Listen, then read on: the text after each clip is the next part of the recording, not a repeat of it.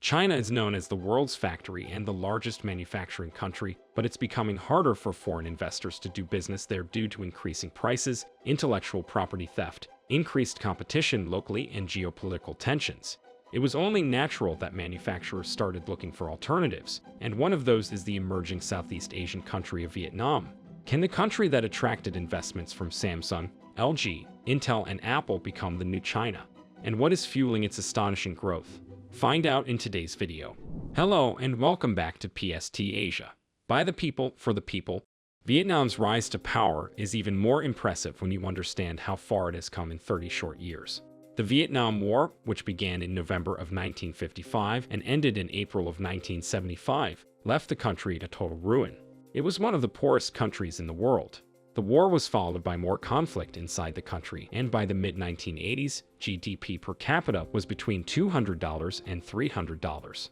This left 70% of Vietnam's population living under the poverty line. However, these conditions changed in 1986 when the Vietnamese government introduced the Doi Moi campaign of economic and political reforms. The campaign encouraged the establishment of a free market economy, combined with government efforts to oversee and enforce the reforms. It also encouraged the establishment of private businesses and foreign investments. Vietnam began investing in human capital during this time and signing free trade agreements with various countries. The campaign brought very positive results, and in 1989, Vietnam managed to export 1.4 million tons of rice, a great achievement for a country that faced food shortages and starvation. Vietnam saw continuous economic growth in the years following the Doi Moi, recording an average annual economic growth of 6.5% over that period, one of the highest rates among developing countries. In 2008, the per capita GDP was $1,000, and for 2022 it was $4,164. It also had a GDP growth rate of 8.02% in 2022. The economy of Vietnam was helped a lot by a stable political situation during the past few years, and the population was able to grow thanks to the stability, with 70% of Vietnam's current population born after the war. Only 20% of the population today lives in poverty, and the status of education greatly improved as 95% of Vietnamese people today are illiterate.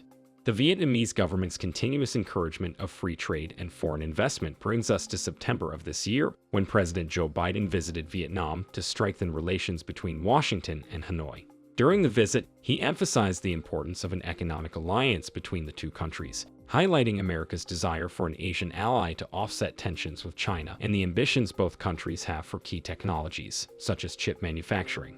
Vietnam is an emerging player in the semiconductor chip market, and it's starting to be seen as a cheaper alternative to Taiwan. It's becoming harder to rely solely on Taiwan in this industry because of concentration risk, causing countries like the US and the Netherlands to encourage growth in the Vietnamese semiconductor sector. But when Biden returned from this visit, he announced a landmark deal between the Boeing company and Vietnam Airlines. The airline agreed to buy 50 of Boeing's 737 MAX jets for $7.8 billion. It's no surprise the airline is investing in new equipment since the country's aviation market has been growing rapidly. According to the Civil Aviation Authority of Vietnam, Vietnam's aviation market grew 41.8% in the first 7 months of 2023. Fueling this growth is the Southeast Asia aviation market, which was valued at $34.4 billion in 2023. Demand from travelers for both tourism and business has made this region a hotbed for aviation, and demand is only expected to increase as the market is forecast to reach $43.57 billion by 2028. But Boeing isn't the only American company doing business in Vietnam.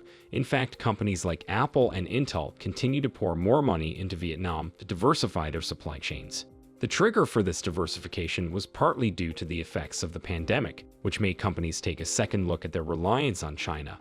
These investments are encouraging economic growth in Vietnam at a time of both an Asian and global economic slowdown.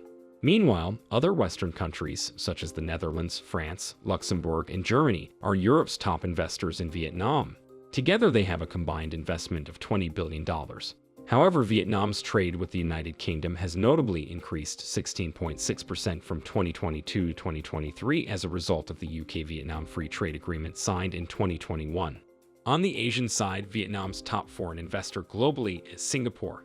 Its accumulated investments in Vietnam reached $70.8 billion by the end of 2022. Not to mention, South Korean tech leader Samsung also manufactures microchip components in the country.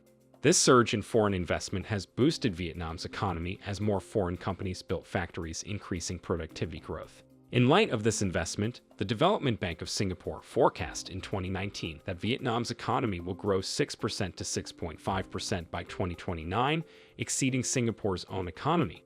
This forecast highlights how Vietnam's economy is benefiting from the wave of countries attempting to reduce their dependence on China's global manufacturing power. Now, many countries see Vietnam as a way to counter China's growth, something that the Western world has been trying to accomplish for some time. But can Vietnam replace China as the world's factory? That's hard to imagine when you consider China's incredible growth since the early and mid-2000s. By 2010, it had already overtaken Japan as the second largest economy in the world, shortly after becoming the world's largest exporter of goods in 2009. This was only possible after the death of Mao Zedong in 1976, which ended an era of isolation and boosted exports. As China's economic growth became in tune with Western capitalism, between 1983 and 2013, China averaged annual economic growth of about 10% per year. However, this year, the IMF expects China's GDP to grow only 5.01% as a result of population decline, the pandemic, its declining real estate market, and the trade war that started in 2018 between the US and China. The still ongoing trade war began when former United States President Donald Trump imposed strong tariffs on Chinese imports in 2018. While the tariffs were intended to counter what Trump viewed as intellectual property theft, the Chinese Ministry of Commerce responded by doing the same to American products that China imported.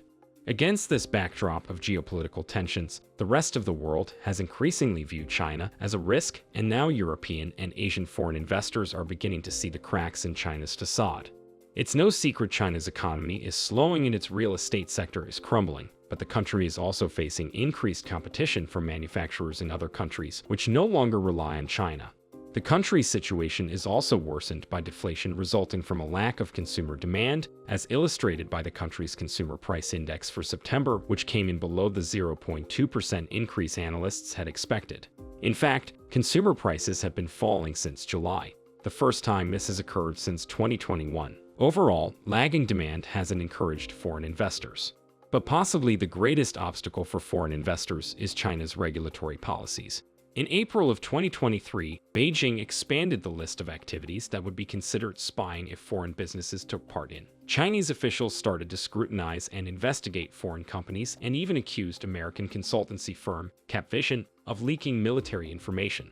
So while China is losing its reputation as the world's factory, Vietnam is becoming an increasingly attractive option to multinational firms.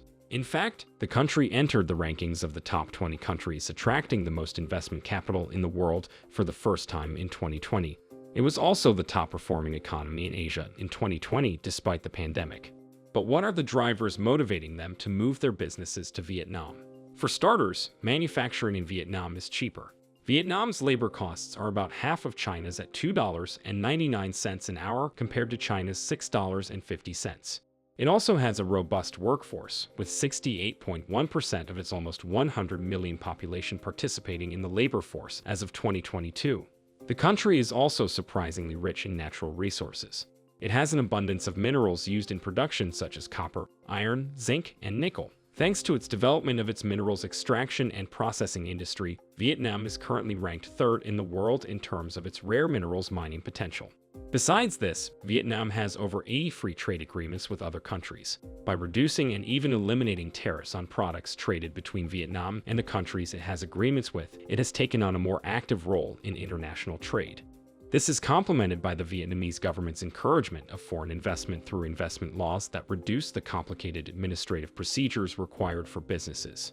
While these factors have made Vietnam an appealing country for businesses, the country is still far from overtaking China as the world's manufacturing destination. But this could change with time. The world right now is diversifying supply chains in order to avoid depending entirely on a single country or region. One example of this is Apple, which has multiple suppliers and manufacturers all over the world, including both Vietnam and China.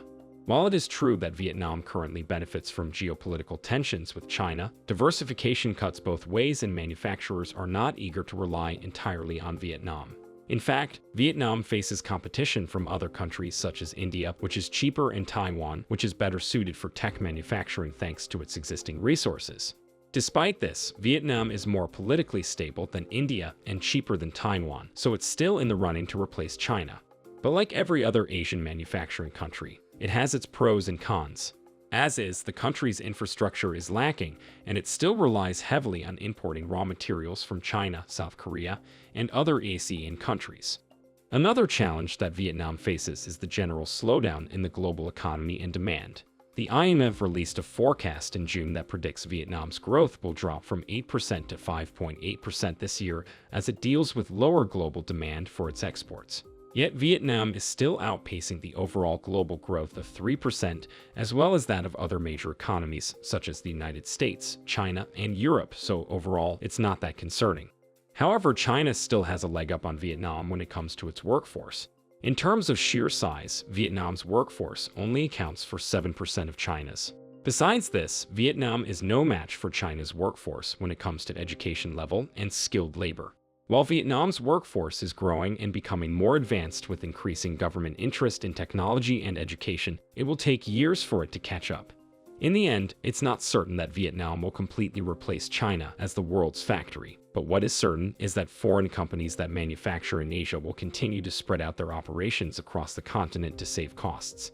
Vietnam is in a good position to capitalize on that diversification, and with continued improvements in its workforce, the country could emerge as the new China if its growth continues. That's it for today's video. Let us know what you think of Vietnam's chances in the comments, and if you enjoyed the video, be sure to like and subscribe. Thanks, and I'll see you in the next one.